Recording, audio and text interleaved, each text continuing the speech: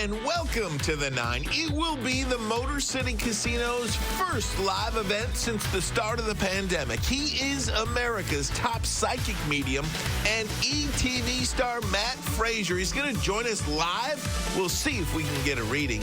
Well, Ryan, this will be the Motor City Casino's first live event since the start of the pandemic. So this is exciting for a couple different reasons. He is America's top psychic medium. ETV star Matt Fraser will join us live. We're going to talk to him about visiting Detroit and what that show's going to be like. And maybe he'll do a little reading for us after the break. So glad that you're Thanks here. for watching. Right away, there's a couple different souls, but right away, your father's here. Okay. Because your father kept saying to me, Matt, I need to come first. Matt, please let her know that I'm there. And he was running right beside the two of you on the other side, letting me know that he's here and that he's with you.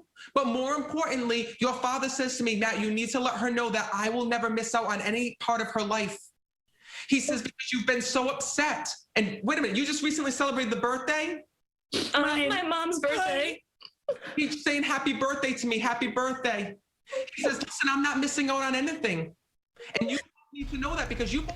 Oh man, the tears are flowing. Matt Fraser is a psychic medium. He's a best-selling author and star of a hit TV series on E! Entertainment. And he's coming to Detroit for a live show. And Matt is joining us live right now via Skype. Matt, good morning.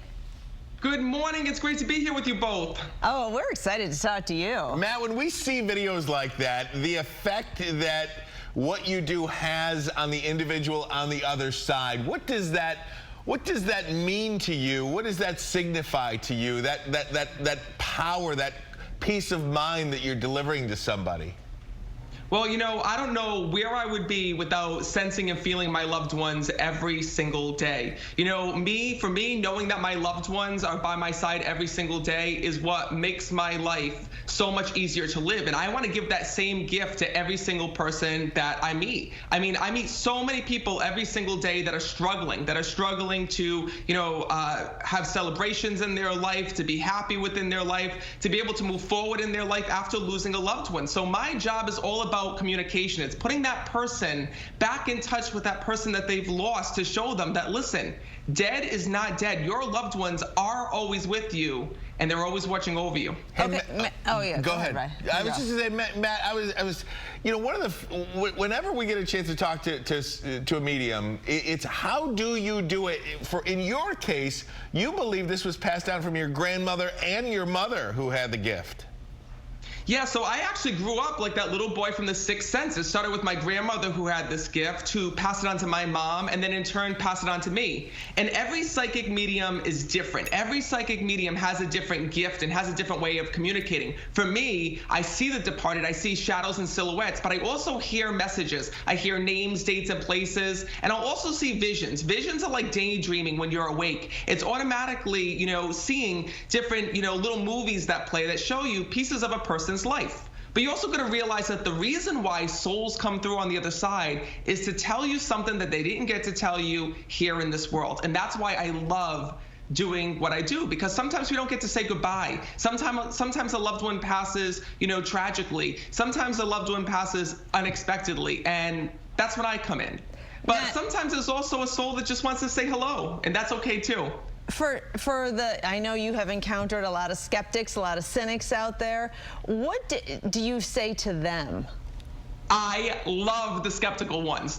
Those are my favorite readings to do, because so many times people will come in and they'll walk in a skeptic and they'll leave a believer. I mean, to me, those are the most rewarding readings that I do. And there's so many of them, you know, that are on my YouTube page and that, you know, you can see from some of my television appearances. And I love that, because so many people, they walk in and they're like, I don't know if heaven's real. I don't know if my loved ones are okay. You know, I don't even believe that my loved ones are with me. And then for them to hear a message and them to you know, hear from someone that they've loved that, you know, has been lost and had passed away is life-changing.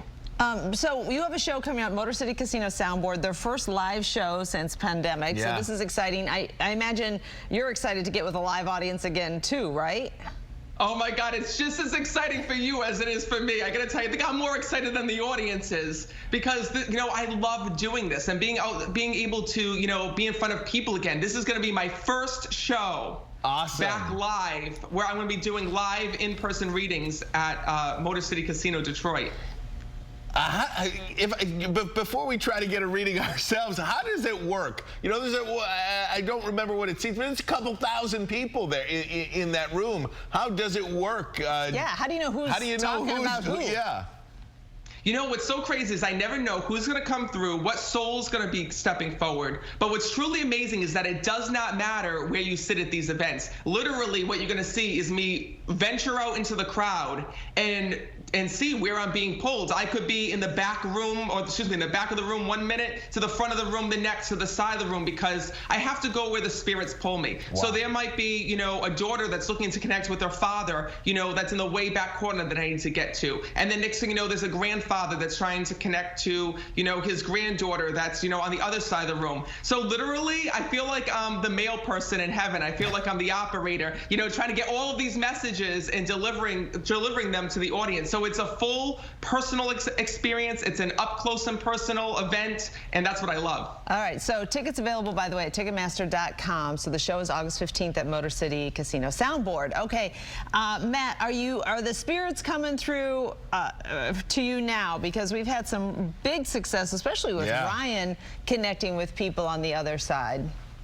Well, right away, there's a couple different souls that are stepping forward. And what's crazy is that when I'm connecting with you, I'm also connecting with your loved ones on the other side. So right away, Dina, I have a grandmother that's stepping forward with you that's here. And then I also have Ryan, I believe it's with you, because I have this soul that's coming through that keeps saying, say Tony, say Tony, say Tony. Wow. Who's Tony that passed? Unbelievable. That's my grandfather.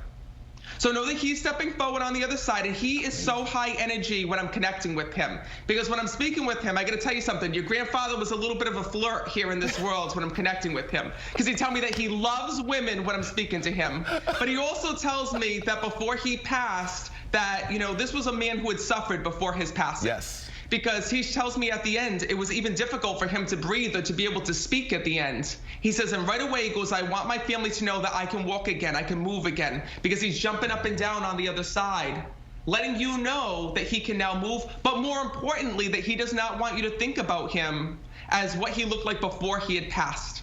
He says, I want you to know, he says, that on the other side I am fine. Because even at the end, he tells me there was some memory issues that he started having right before his passing. He says, and I want to let you know that I am fine, that I'm okay, and more importantly, that he's watching over you.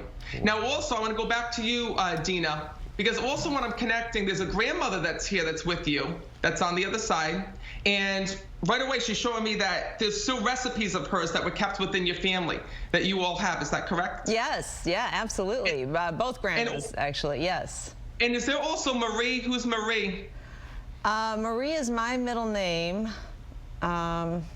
Maria, so I feel like you were named after somebody that had passed because they're telling me that name when I'm connecting. Let me think. It might have been, I have to think of middle names of my relatives who have passed. Don't worry about it. Know that that soul is here with your grandmother. I feel like that was her mom because that soul's coming through. And it also could have been Mary as well because they're telling me that soul is there with your grandmother. And right away when I'm connecting with her, the first thing that she wants to let you know is that she's the one who's been watching over the whole family. There's also a child with her as well. So there was a soul that did not make it here in this world that she's telling me about. So did you know about the soul that had passed?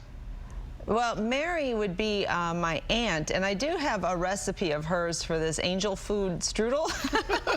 It's very specific, but that is one of my favorite things that she left that recipe. Oh, no wonder why. So I'm sorry, I got her confused with your grandmother because she's stepping forward on the other side, telling me her name, letting me know that she's here and with you as well. And this is crazy because this was a woman who was not supposed to pass.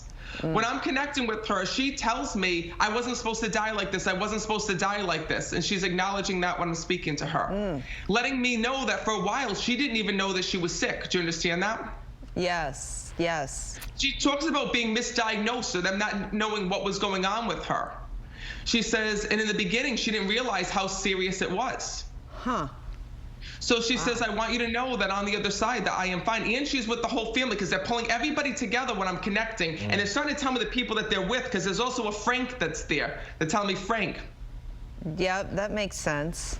Wow. So know that they're all together on the other side. And this is what happens is that when I'm connecting, all of your different people, all of your different loved ones come through on the other side to let you know that they're there, but more importantly, that they're okay. Ryan, I want to come back to you really quick because your grandfather just said to me that you feel like you didn't get to say a goodbye to him before he had passed. Yeah, no, I was in college. He says, so one thing that he wants to let you know is that even though you didn't get to make it to say goodbye, he says, I still get to talk to him by phone because he talks about the phone calls. So know that that's all that mattered to him. Thanks. Aw. Matt, thank you. It's fascinating and emotional. It's crazy. I mean, it's and, insane and gives us a lot to think about. Yeah, it's wild, man. It's wild. And welcome to Detroit in a couple weeks. So, yeah.